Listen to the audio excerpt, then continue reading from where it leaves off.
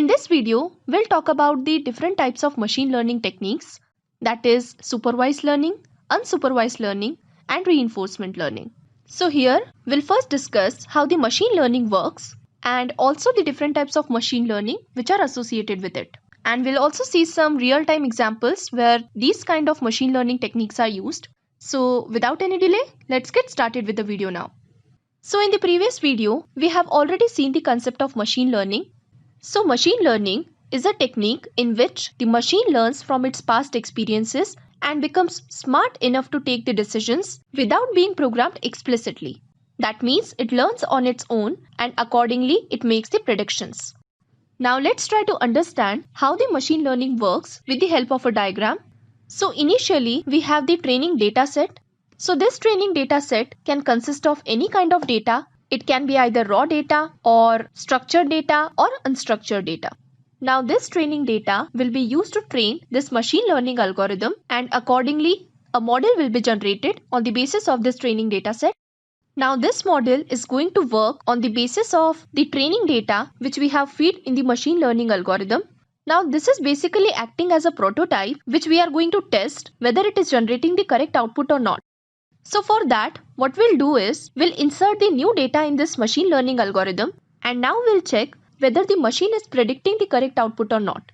So here it will make the prediction, and if it is generating the relevant output, it means your model is successful, or otherwise you have to repeat the training process.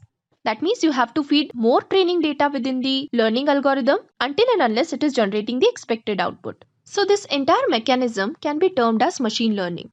Now let's see what are the different types of machine learning techniques. So these are supervised learning, unsupervised learning, and reinforcement learning. So we'll discuss these types one by one. Now let's first start with what is supervised learning. So supervised learning is basically a type of machine learning technique in which the machines are trained under the guidance, or we can say a supervisor is there who is going to train the machine, and accordingly the machine is going to predict the output. Now here the data in supervised learning which is used is the labeled data. Now what do we mean by the labeled data? So the data in which we are already aware of the input as well as the output, then such kind of data can be referred as the labeled data. And when we use supervised learning, then it gives the direct feedback. That is, it determines whether the machine is predicting the correct output or not. Let's try to understand the concept of supervised learning more deeply with a diagram.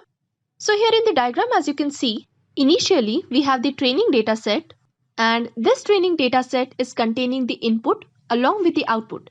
That means we know what the input should be, and we are already aware about the output as well. Now we feed this training data within the learning algorithm, and on the basis of this learning algorithm, we generate a model. And this model will be tested by inserting the new input data, and this new input will be acting as the testing data. Now this model will be tested on the basis of whether it is generating the expected output or not. Now let's try to understand the concept of supervised learning with some examples so that we'll get more clarity. So here we have taken a simple example of the teacher and students. In this scenario, the teacher is acting as a training data, and the students are nothing but the machines who are going to be trained by the teacher. So the teacher tries to teach the students on the basis of the labeled data. So in the similar way, the teacher teaches the different topics to the students and tries to train them, or we can say the teacher feeds the data in students' mind. And how this data which is taught by the teacher is going to be tested? So this data will get tested at the time of examination. So during the examination, we give the test data, that is the question paper, to the students, and the students tries to answer the questions as per the teacher, or we can say the training data taught them. And finally, the output is predicted, that is whether the student passes the examination successfully or the student is not able to answer the questions correctly. This is exactly how the machine predicts the output. That is, if the output is correct, it means the machine learning is properly implemented. Otherwise, if the machine is not working properly, then the new training data is fed into the machine to get the desired output. So this example of student and teacher fits well under the supervised learning technique. Now let's try to understand it with one more example.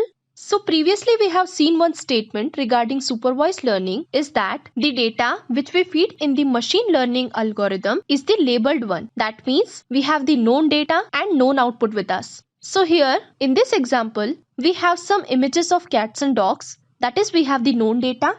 Along with that, we have the output also. That is, if this is the image, then it's an image of a cat. And if there is another image, then it is an image of a dog. So now what we will do is, we will feed this data in the model which we have prepared on the basis of this training data. That means our model is already trained with the help of this known data and known output. Now we'll try to check whether our model is working properly or not. So for that, we will feed new data within this model. So here I have inserted one image of a dog. Since our model is already trained, if this kind of image comes, then it will recognize it as a dog. So it is predicting the output that yes, it's a dog. So this is how the supervised learning works. Now the real life example of supervised learning is the face recognition technique which is used by Facebook. If you are having the account on Facebook, you might have noticed that when you upload a picture, it gives you the suggestions for auto tagging. So what basically happens is, it tries to recognize the faces which are present in the picture and accordingly it suggests the names of the people who are present in that picture. So in the backend, the technique which is used for this feature is the supervised learning technique. Now we can categorize the supervised learning technique into two types, that is classification and regression. So let's see one by one what is classification and regression. So classification is basically the predictive analysis technique which is used to predict, or we can say classify, the discrete values. So here you have to notice this word, that if you are dealing with classification, then it considers the discrete values only, such as true or false, spam or not spam, male or female, and many more. So these kind of discrete values are present when we use the classification technique. In classification, the training data set is fed into the algorithms which are specifically used for the classification purpose. Now let's see what kind of algorithms are used for classification. So here is the list of algorithms which comes under the classification type, that is k-nearest neighbor, naive Bayes, logistic regression, support vector machine, decision tree classification, and random forest classification. Now these classification algorithms helps to categorize the data into the different classes and accordingly finds the mapping function and maps the input with the discrete output. So here I have just plotted a simple graph how the classification looks. Now if we try to understand it with an example, so the emails which we receive are basically classified into two classes, that is spam or not spam. Since it is an example of supervised learning, so here I have the known data as well as known output. Now what we will do is, we will train the machines to recognize that whether the mail which it has received is spam or not spam.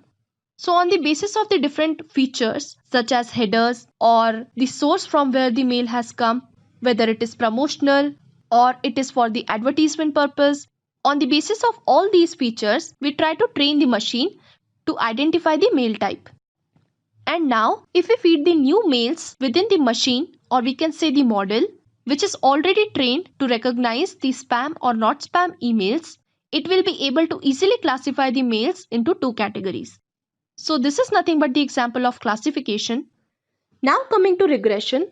So regression is also the predictive analysis technique which is basically used to predict the continuous values such as age, salary, money, temperature, and many more. So in the previous type of supervised learning, that is classification, it was dealing with the discrete values, and now here the regression, it is dealing with the continuous values. Now here also different types of algorithms are there which are used for regression purpose. So these algorithms are simple linear regression, multiple linear regression, polynomial regression, support vector regression, decision tree regression, and random forest regression. So these are some of the types of regression, and these regression algorithms finds the mapping function to map the input with the continuous output. So here as you can notice, the graph which I have plotted, it is having some different structure as compared to the classification. So the real-time example of regression is the stock market prediction. What kinds of bulls and bears are there in the stock market? We can predict it easily with the help of this regression technique which comes under the supervised learning. So that's all about the supervised learning type. Now let's see what is the unsupervised learning technique. It is the type of machine learning in which the machines gets trained automatically by recognizing the features and patterns without any supervision. So here there is no any guide to teach the machine. Here what happens is the machine tries to learn on its own on the basis of the features and patterns which is fed to the machine, and accordingly it tries to predict the output. And it basically works with the unlabeled type of data. So here what the unlabeled data means, the data which includes only the input but not the output. So in the previous type of learning, that is supervised learning, we were dealing with the labeled data, and here in the unsupervised learning, we are dealing with the unlabeled data, and it does not give the direct feedback. Now let's understand the concept of unsupervised learning with some examples. So here we took the same example which we have already discussed in supervised learning technique. But at that time, we were having the known data and known output. But this time, we are only having the input data. So here, the machine tries to recognize the patterns of the input data and accordingly clusters them into the groups on the basis of the features which it has recognized. So here in the example, we are having some images of cats and dogs. So what the machine will do, machine will try to recognize the features of both the creatures, and accordingly it will create the clusters, and the objects which are having the similar pattern recognized by the machine will be kept in a single cluster. So here it has created two clusters. One is containing the images of cats and the other one is containing the images of dogs on the basis of the pattern which is recognized by the machine. So the real life example of supervised learning is the Uber cab service. If you use this application, then you might know that it suggests the drop and pickup locations automatically, and it allocates the bookings based on time, distance, prices and ratings given by the customer. And there is one more feature called as Uber Share, which is basically used to find the customers who are traveling in the similar route. So how all these things are made possible? It's all possible because of the machine learning technique, that is unsupervised learning. Now we can classify the unsupervised learning technique into two types, that is clustering and association. So what is clustering over here? Let's see. So clustering means grouping the objects into clusters on the basis of similarities and patterns. If the objects are having the similar pattern, then it will be kept in one cluster, and so on the different types of clusters are created. Now the best example of clustering is traffic prediction. So within Google Map, we can find out the routes easily where the traffic is less, right? So what it basically do is, it creates the clusters and tries to predict whether there is traffic in that particular cluster, or we can say area, or not. So this technique is nothing but the clustering technique. Now the next type of unsupervised learning is association. So association means finding the related patterns between the objects and accordingly predicting the output. So here what basically happens is, it tries to find the related patterns between the objects, and on the basis of that the objects are associated with each other. Now the best example of association is the market basket analysis. So here on the basis of the transactions which are performed by the customer, we try to associate those products. For example, suppose if one customer has purchased bread, milk and jam, and the second customer comes who is also purchasing the bread, jam and butter. The next customer comes who is purchasing bread, butter and milk.